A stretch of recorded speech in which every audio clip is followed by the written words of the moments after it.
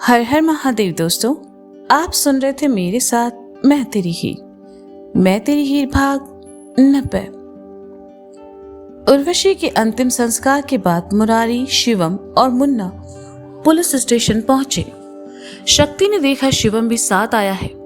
शक्ति ने उन्हें अपने कैबिन में बैठने को कहा और कुछ देर बाद खुद भी चला आया।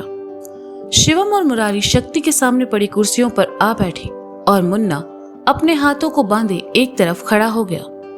बाहर से मुन्ना खुद को शांत दिखाने की कोशिश कर रहा था, लेकिन अंदर ही अंदर उसके मन में एक तूफान चल रहा था।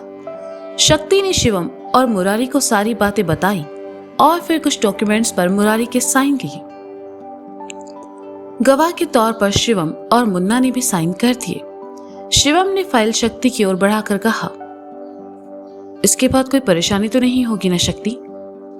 नहीं पापा, बस इन्हें कुछ दिन के लिए राजनीति से दूर रहना होगा, यही इनके लिए बेहतर है। शक्ति ने गंभीरता से कहा, शक्ति तुम तो ऐसे कह रहे हो जैसे हम राजनीति के बारे में कुछ जानते ही नहीं हैं। अरे पूरे 25 साल हम राजनीति में रहे हैं, लेकिन कबो एक उंगली तक नहीं उठी हम पर, और देखो जैसे ही राजनीति छोड़े मुसीबतों से घिर गए हम। मुरारी ने उदास स्वर में कहा, वो इसलिए मुरारी चाचा क्योंकि राजनीति बेईमानी का काम है और आप ठहरे सीधी राजनीति सिर्फ बनारस में चल सकती है, बनारस के बाहर नहीं। खैर आप चिंता न करें, यहाँ हम सब संभाल लेंगे। आप बनारस जाइए और मुन्ना की शादी की तैयारियां कीजिए। कहते हुए शक्ति ने एक नजर मुन्ना को देखा, जो कि शक्ति को ही देख रहा था। मुरारी ने पलटकर मुन्ना को देखा और शक्ति से कहा। शक्ति ने सुना तो कुछ देर खामोश रहा और फिर कहा, आप तो जानते ही हैं हमारा कोई परिवार नहीं है, कोई रिश्तेदार नहीं है, ना ही कोई खानदान है। आप जो तय करेंगे हमें मंजूर है। किसने कहा परिवार नहीं है? शक्ति क्या हम तुम्हारा परिवार नहीं है?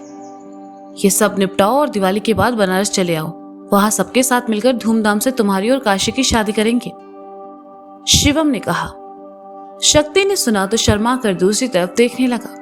मुन्ना शक्ति की बहुत इज्जत करता था, लेकिन ये सब होने के बाद शक्ति को लेकर उसके मन में गुस्सा भर गया। उसने शिवम की बात सुनी और वहां से चला गया।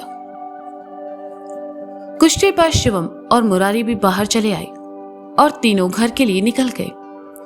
बनारस वापस जाने के लिए जो बस बुक की गई थी वो घर के बाहर खड़ी थी। आई बाबा, अनु, सारिका, राधिका, अंजलि और उसके मम्मी पापा सब अपने अपने सामान के साथ तैयार खड़े थे। पर शिवम, मुरारी और मुन्ना का इंतजार था। मुन्ना अब भी फोन नहीं उठा रहा है, भगवान न करे उसके साथ कोई दुर्घटना, अनु ने कान से फोन लगाते हुए कहा। अंबिका ने सुना तो कहा, अनु कैसी बातें कर रही हो?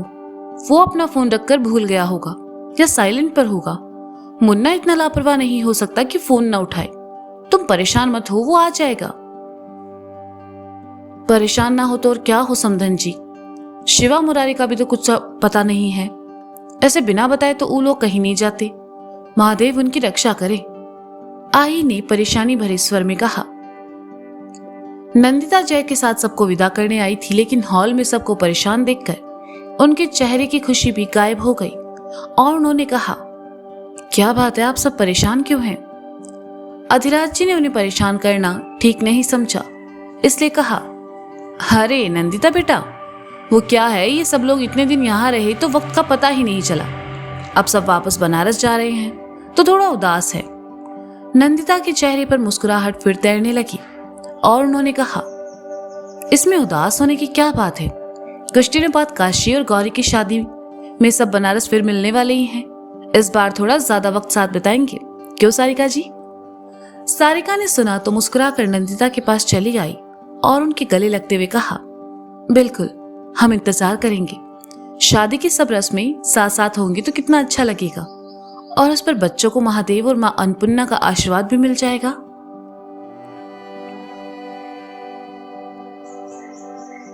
आंटी, मेरी फ्रेंड ने बताया सर्दियों में वहां मलइयो मिलता है, जय ने सारिका से कहा।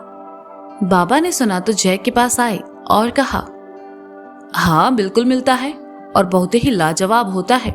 छोटे समधी जी, आप जब आओगे बनारस तो आपको वहां का हर स्वाद चखाएंगे। जय ने सुना तो खुश हो गया। सारिका ने नंदिता को बैठने को कहा। नंदिता सबके साथ सोफे पर आ बैठी। उसने देखा सब वहां मौजूद है लेकिन शिवम और मुरारी नहीं, तो उन्होंने अनु से कहा, समधी जी नजर नहीं आ रहे, कहीं बाहर गए हैं क्या? अनु ने सारिका को देखा और फिर नंदिता की तरफ देखने लगी। उसे तो खुद नहीं पता था कि शिवम और मुरारी कहाँ है। वह भला नंदिता को क्या बताती। फिर भी अनु ने कहा, हाँ जीजू और वो बाहर गए हैं, बस आते ही होंगे। आते होंगे नहीं, आ गए हैं। पापा और मुरारी चाचा आ गए हैं। अनु मौसी, गौरी के साथ हॉल में आती हुई काशी ने कहा। शिवम और मुरारी अंदर आए। उन्होंने नंदिता को वहां देखा तो दोनों ने उन्हें नमस्ते किए और हॉल में आकर बैठ गए।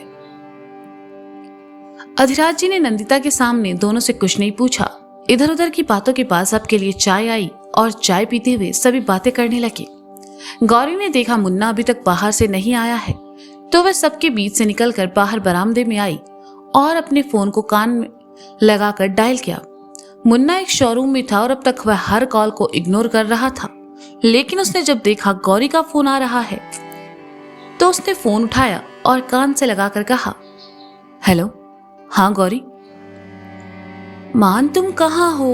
मैं तुम्हारे घर हूं, यहाँ सब है और तुम नहीं हो, गौरी ने चिंता भरे स्वर में पूछा। मुन्ना गौरी को सच नहीं बता सकता था, इसलिए कहा, हमारा एक दोस्त बीमार था, उससे मिलने हॉस्पिटल आए थे, हम बस घर आ ही रहे हैं। मान, मुझे ऐसा क्यों लग रहा है जैसे तुम मुझसे कुछ छुपा रहे हो? क्या तुम किसी मुसीबत में हो? गौरी ने गंभीरता से कहा। मुन्ना कुछ देर शांत रहा और फिर खुद को सामान्य करके कहा, नहीं गौरी, ऐसा कुछ भी नहीं है, हम तुमसे क्या छुपाएंगी। दोस्त की तबीयत ज्यादा खराब थी तो उसे देखकर थोड़ा अपसेट हो गए।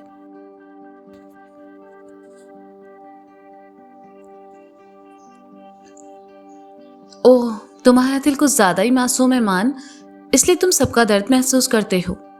सब तुम्हारा इंतजार कर रहे हैं और स्पेशली मैं। मुझे तुम्हें देखने का बहुत दिल हो रहा है, प्लीज जल्दी आ जाओ, गौरी ने प्यार से कहा।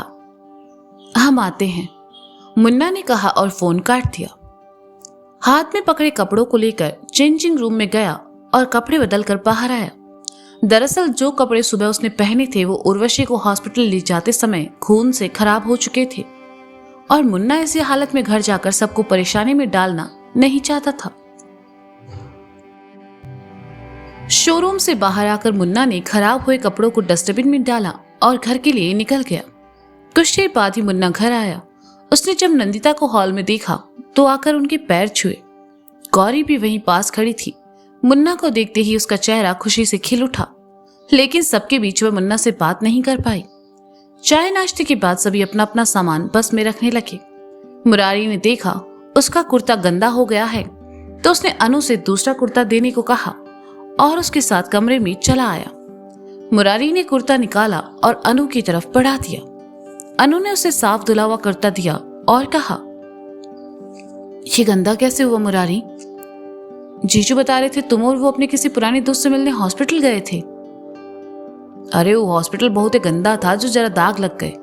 तुम इसे रखो, हम बनारस में जाकर धोबी को दे देंगे, मुरारी ने कुर्ता बदलते हुए कहा। अनु कुर्ते को समेटने लगी और सहसा ही उसका हाथ कुर्ते की जेब पर जा लगा जिसमें कुछ था। अनु ने कुर्ते की जेब चेक की तो उसमें से कान की एक बाली निकली। अनु ने देखा वो बाली किसी महिला की थी। उसने मुरारी को देखा और कहा, कि तुम्हारे कुर्ते की जेब में कैसे आई मुरारी? मुरारी ने अनु के हाथ में उर्वशी के कान की बाली देखी तो उलझन में पड़ गया। दरअसल मुरारी उर्वशी की अस्थियों को तो गंगा में नहीं बहा सकता था, लेकिन उर्वशी से जुड़ी बाली को वह हम शमशान के लिए ले आया ताकि बनारस जाकर उसे गंगा में बहा दे और उर्वशी की आत्मा को शांति मिले। मुरारी को खामोश देखकर अनु उसके सामने आई और कहा, मुरारी, मैंने कुछ पूछा है, ये बाली किसकी है और तुम्हारे पास कैसे आई?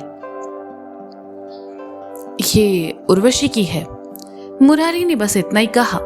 वह आगे बोल ही नहीं पाया कि अनु ने गुस्सा होकर कहा, तुम फिर उस औरत से मिलने गए थे मुरारी? आखिर उसमें ऐसा क्या है मुरारी? क्या तुम्हें हमारे रिश्ते की जरा भी परवाह नहीं है? शादीशुदा होकर भी तुम बार बार उर्वशी से मिल रहे हो, आखिर क्या लगती है वो तुम्हारी? माशूका है, पत्नी है या फिर? अनु आगे कोई आपत्तिजनक शब्द कहती, इससे पहले मुरारी ने बुझे हुए स्वर में कहा, उर्वशी अब इस दुनिया में नहीं रही अनु। अनु ने सुना तो आगे के शब्द उसके गले में ही अटक गए। वह निस्तेज आंखों से मुरारी को देखने लगी। मुरारी ने अनु के कंधों को थामा और उदासी भरे स्वर में कहा, हाँ अनु, उर्वशी अब इस दुनिया में नहीं रही। हम हॉस्पिटल उसी से मिलने गए थे। उर्वशी को तो हम बनारस नहीं ले जा सकते, लेकिन इसलिए ये बाली जो तुम्हारे हाथ में है हम अपने साथ लेकर जाएं, ताकि इसे गंगा में बहा सके और उर्वशी की आत्मा को शांति मिले। मुरारी की बात सुनकर अनु की आंखों के सामने उर्वशी का चेहरा आ गया।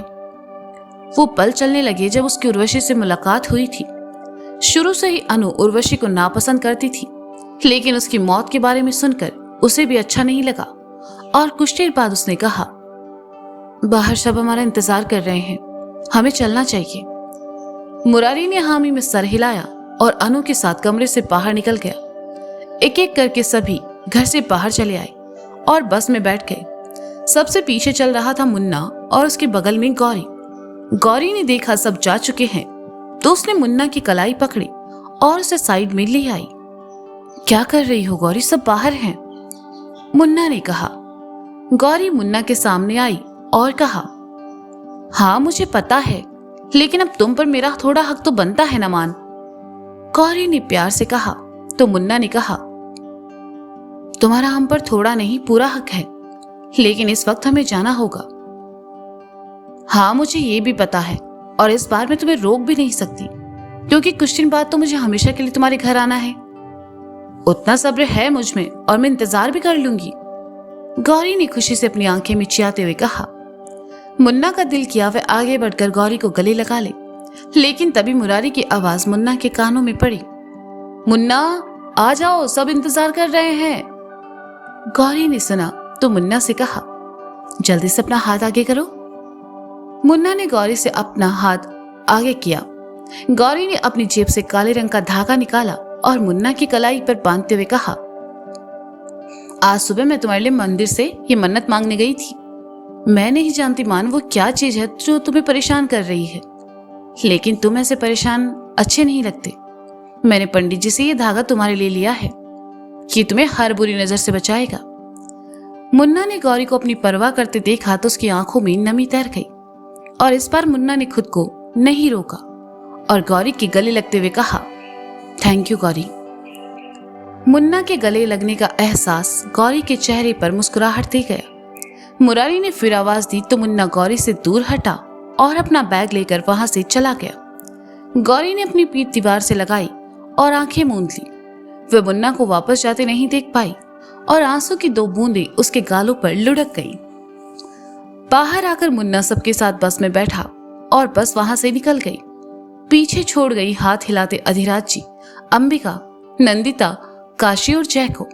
और गौरी वो अभी भी आंखें मूंदे दीवार से पीठ लगाई खड़ी थी, लेकिन ये आंसू खुशी के थे। खुशी कुछ दिन बाद हमेशा के लिए बनारस जाने की। उसे बस उस दिन का इंतजार था। काशी को दुल्हन बनकर शक्ति की जिंदगी में आने का इंतजार था। शक्ति को इस केस के खत्म होने और सबको जेल की सलाखों के पीछे देखने का इंतजार था तो वही मुन्ना को इंतजार था इस कहानी को एक नया मोड़ देने का। नया मोड़ इस कहानी को ही बदल कर रख देगा और ये होगा इस कहानी का आखिरी सीजन। तो दोस्तों ये कहानी यहीं खत्म होती है। सॉरी, ये कहानी नहीं बल्कि ये सीजन यहीं खत्म होता है और इस कहानी का आखिरी सीजन अप्रैल से शुरू होगा और उस सीजन में बहुत मजा आने वाला है। क्यों? क्योंकि उसमें होगी आपके प्यारे मुन्ना और वंश की शादी। तो मिलते हैं जल्द ही, तब तक के लिए शुक्रिया, बाय बाय, अपना ख्याल रखें और हाँ, एडवांस में आप सभी को हैप्पी होली। Bye bye.